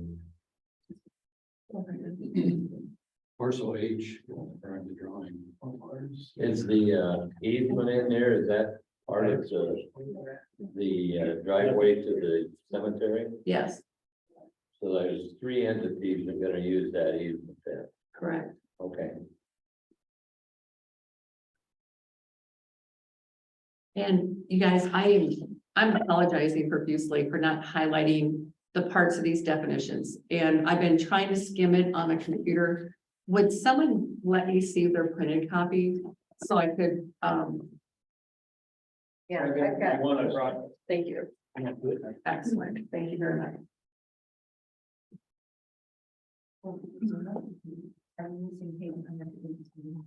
We ended at 117, and it's split a paragraph at the bottom. Is there a page 118? I'm just asking that, maybe we don't have it. We have another one of them. Pages, you think? That was it. Because it's, and then the sentence down there, so I didn't know. You need to talk, and then I can scan. Um, me scan? I mean, I probably just need to come back to see these. That's all I said. Those two pages. Do we know who owns the right of way? Lori, Which property has the ownership of the right of way? I think the church or the cemetery, I think, has the easement. yeah, Right. we went through that. And you all go to the. We took the abstract title, the title into the lawyer as part of this process before we recommended we do that. And, yeah, so the easement that we use and that, the Dushians use, and is, the cemetery owns it, and it's the 30-foot. Yeah. Access, and the title and abstract does not specify who is allowed, like, it doesn't say it's just for any specific parts of it, it says an in and out easement. So he felt confident that splitting it would still apply to it. Yeah, but no, it's the cemetery, and Dave Toll is part of the cemetery association, so. They know what we're doing. The only person I haven't talked to is the actual priest from the Covenant Church. Father Austin, but the three representatives of the cemetery association know we're doing this and verbally told them that they support us in the R1. Right. Yeah.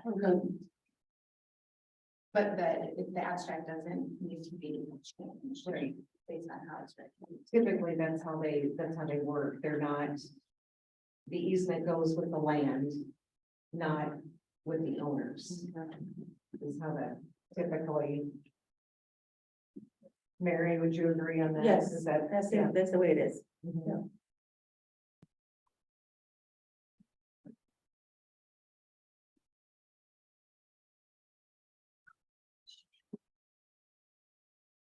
I was just trying to find where I got that before without paying for the,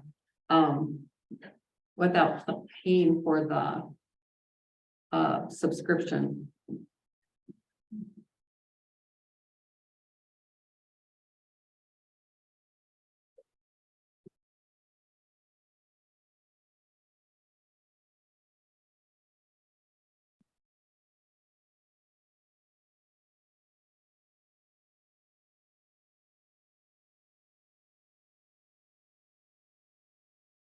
It isn't by chance, like under the community facility where it says the also government facility.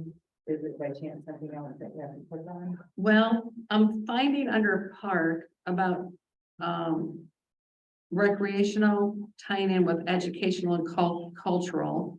But I know there's a part that specifically says art studio, and this will never happen again, you guys, I promise. But like I said, it says see also government facility, public facilities. Is there something where you have to click on under community facility on the far right? I had it before, and that's what's bothering me here. Click on that.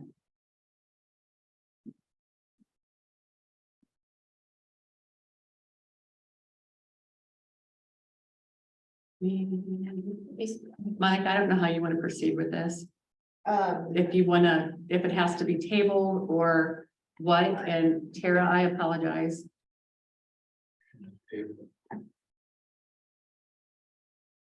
I don't know if I want to table this or not. Does that, is there? Or can we, move forward and I can find that definition and present it? That's, I think, what I think we should do. I need to have a motion.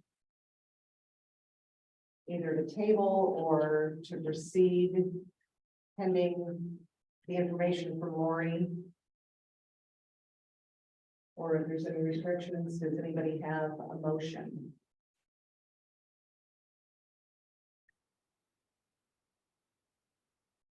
What are we waiting for from You, Right now, we can find it under, I was trying Are to you tie, trying to find a definition of art studio? Is that? no, I was trying to tie recreational in with art studio. With art studio being recreational. And I have those definitions.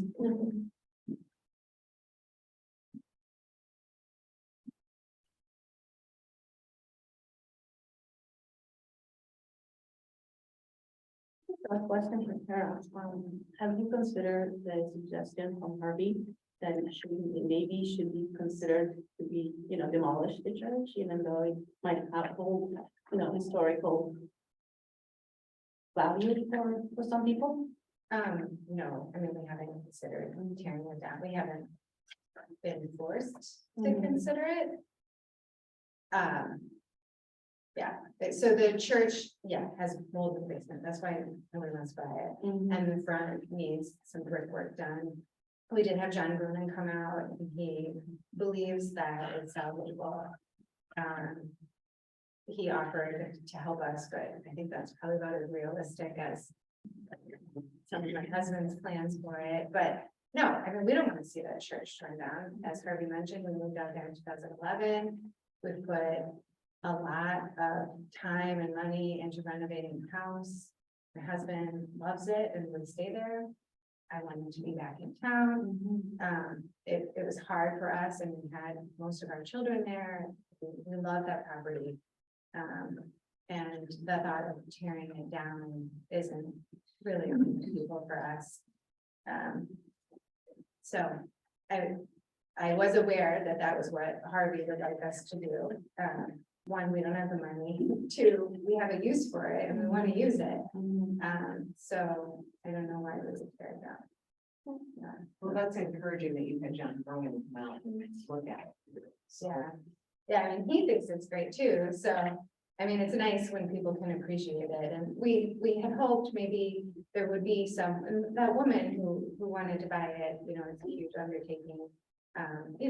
She cried when she walked through the church, like, it's a beautiful building, and I don't have the relationship of watching it be a beautiful church and close down in this shape that it's in now. Maybe that's a different experience, but it's a beautiful property. The house is beautiful and solid, and the church needs a lot of TLC. We might not have the money to do everything we wish we could, but we want to keep it up. Am I to assume that the house you're talking about then, where you're living, is that the rectory or? Yeah. And we don't live there. We moved to our new house. You have moved here. Yeah, so, and we can't rent, because of the reason, so we're just sitting there. So you're trying to sell it, and if the new owner would consider tearing it down, that would be on them, you're not. Well, if we're allowed to keep it, Okay, I see, that's. what- Yeah. Okay. Yeah, so the new owner would just be buying a house and garage, Right, and you would keep. and we would keep the church, yeah.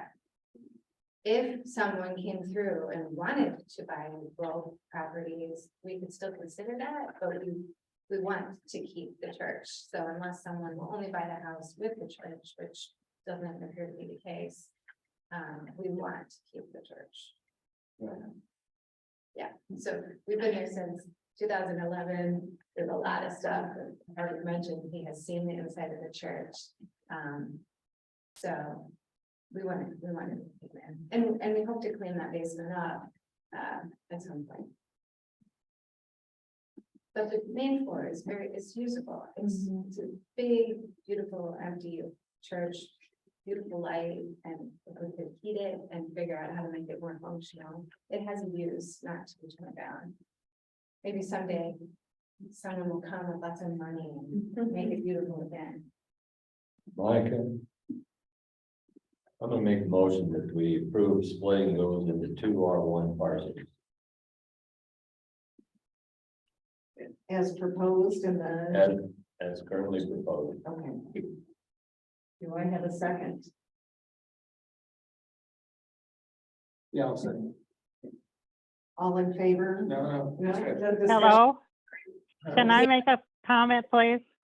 Just a moment here, let me get to that part. Hello, 495-2277. yes. Okay, My name is Barbara Dushin, and I take exception with the church. It's deteriorating as we speak here. I don't know if there's any chance of renovating it or not. Like my husband said, the basement is full of mold, and the pews are all gone out of the church. There's no statues. The only thing worth salvaging would be the windows, the stained glass windows, and the rest is used for mainly storage. I don't see it as a art studio. That would be my comment at this point. Thank you. I appreciate your comments. And also one other thing, if the church was torn down, that would be a nice piece of real estate for whoever buys the land or the property.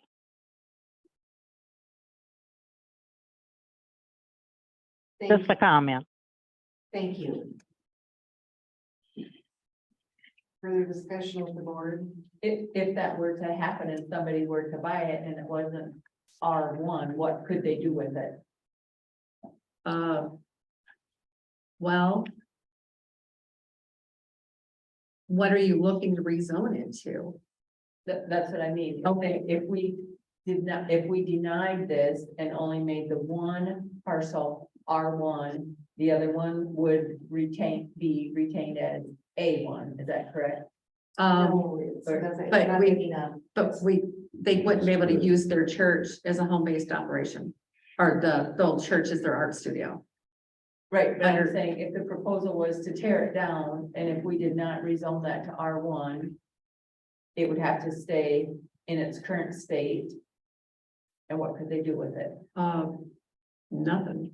So that's what I'm saying. Pretty So much. even if you tear it down and. Well, then if they tore down, it's a different story. But that's what I'm saying, it would have to be rezoned to something different at that time, or what would you do with it? No, because the ag has to be 2 acres. Yeah, And this is a smaller parcel than that, so it has to be rezoned to R1 or commercial, or commercial. but that's what I'm it saying. If really Harvey fits the and R1 better than it does But the if Harvey commercial. and Barbara do not want it to be an R1, what would you want it to be?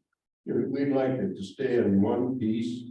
When we zoned this. Okay, so that's what you wanted in one Closed, we made sure we had to do it. Uh-huh, so you'd like to see it in one piece, that, Definitely. not that you care that it's And R1. besides that, it'd be beautiful. You got frontage at the church. And look, I was 60 years parishioner in that place. You think I want to tear down the church for the hell of it? No. No.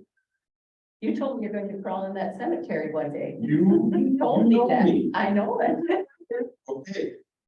It isn't that we're trying to make life miserable for these people. That's the furthest thing from it. I understand they're having some difficulty, but if the price reflected with a decent appraisal, the whole unit, and see what the market value is and see if they could work with that. But that doesn't seem to be an option for it. Well, it is their land and they. It is. and Land, and that's an important right. Amen. But we have a right to give our opinion. Yes. Absolutely. Yes. I'd just like to say once more, is it the county's problem to resolve their situation? No, we're here to decide whether or not it's right to rezone or not. But the end result will be, They requested the rezoning and that will continue. that the point of the application is basically about money. Well, it's about hardship. And there's an undue hardship right now placed on them to keep the church for their current use and not being able to sell it is, I guess that's my perception, just talking to Tara and just getting information from her. When land values went down in the 80s, did the county come around and help anybody out?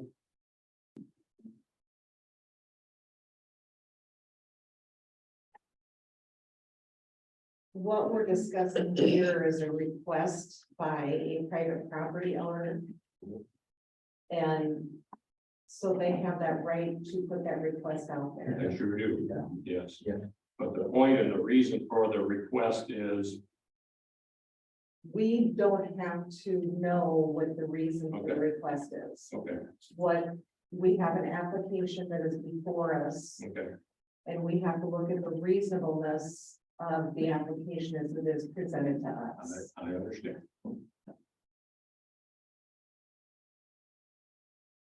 So does the board have any other comments or questions before we vote?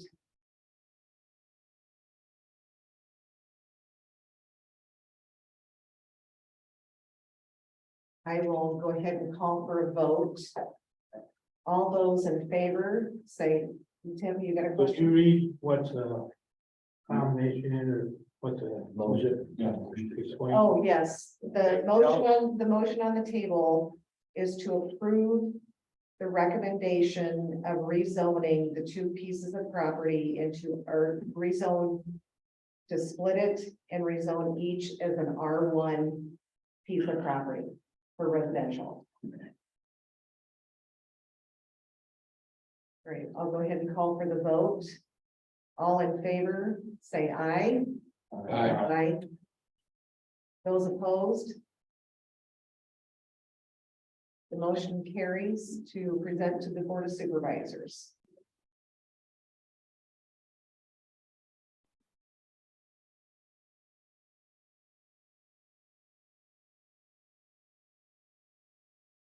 All right, Maureen, thank you very much. I appreciate everybody's time to come out and speak with us this evening.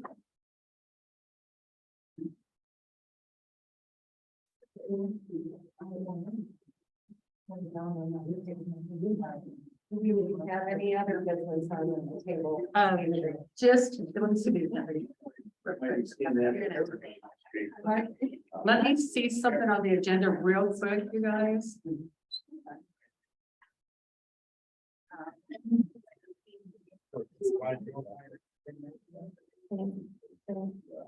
So I can, for other business, I just like to make you guys aware, when working on that rezoning or excuse me, not the rezoning, on the minor plat.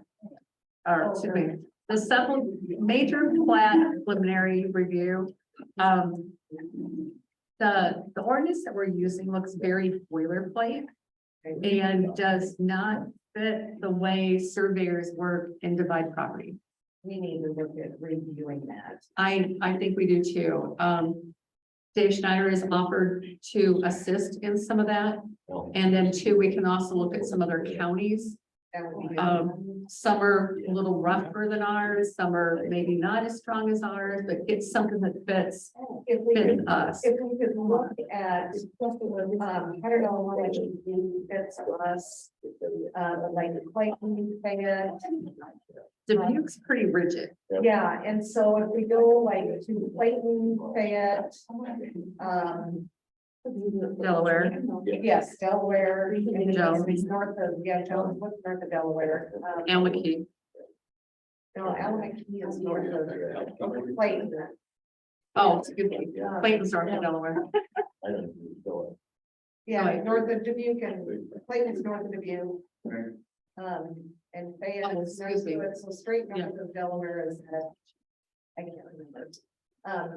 But some of those counties, Jones, Okay, I don't know if we want to look at Clinton or not. Clinton's kind of flat and I know it's. But something similar to our terrain. Okay. I think is probably what we should look for. Does anybody else have any suggestions on that?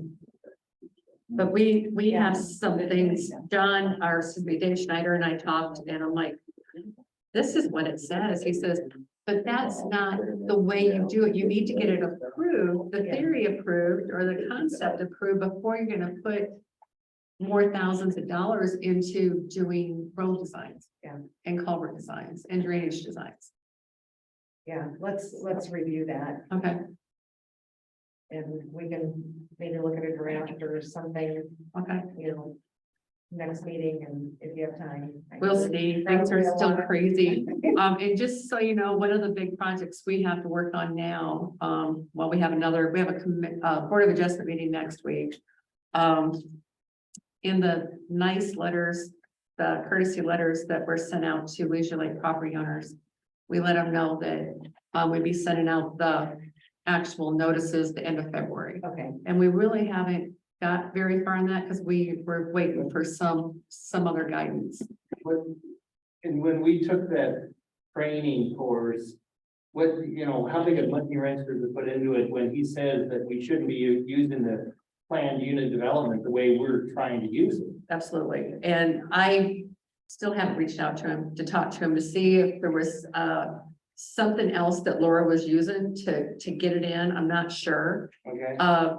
But at the same time, I've had people calling from Leisure Lake. It's like, so we're ready to go. Have they relaxed our ordinances? It's like, nope. And I'm not convinced that we can move forward. I let them know. And I also let them know that I'm not willing to work on and I'm sure you guys aren't too either, if they don't tell us to or ask us to work on a rezoning for that. Okay. Because we've already heard them nitpicking. Right. It wasn't good enough. It wasn't strict enough. It wasn't loose enough. And it's like, well, the other problem that they talked about at the meeting too is that, this could be a Supreme Court issue too. yeah, we Yeah, don't. and that's what I'm gonna say. We don't want to put the supervisors in a position where the county gets the lawsuit. against Right. them. We don't, That's- or, yeah, Well, us, but Yeah, us we don't through the.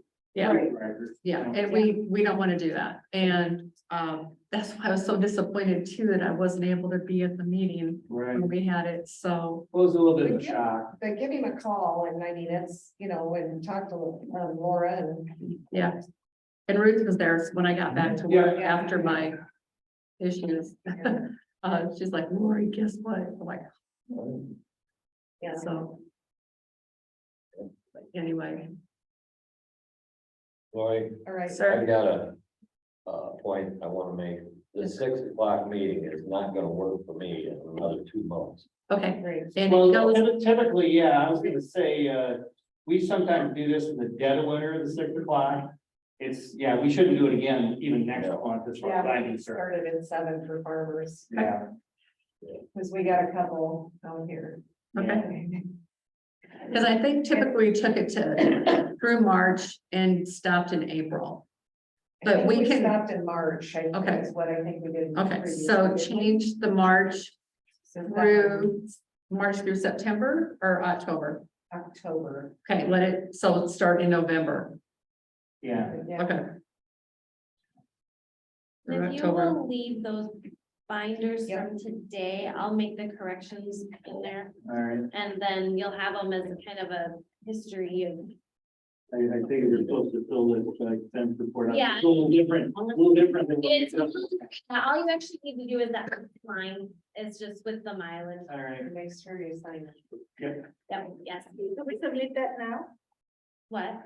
Yeah, yep, if I can have it, yep. Google Maps. Like that. And she's really good about getting those filled out right away. That's fine.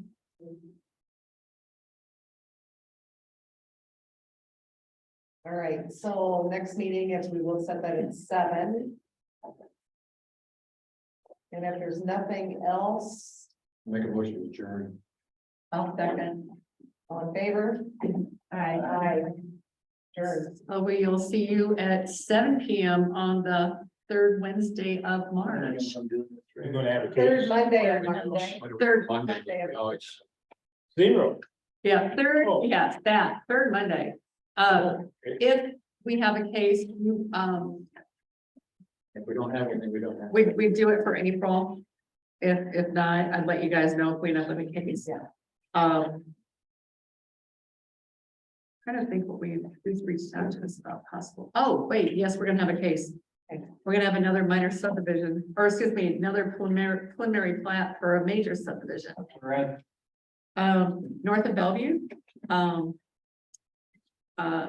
Just south of Dressler subdivision. Oh, Okay. yeah. Okay.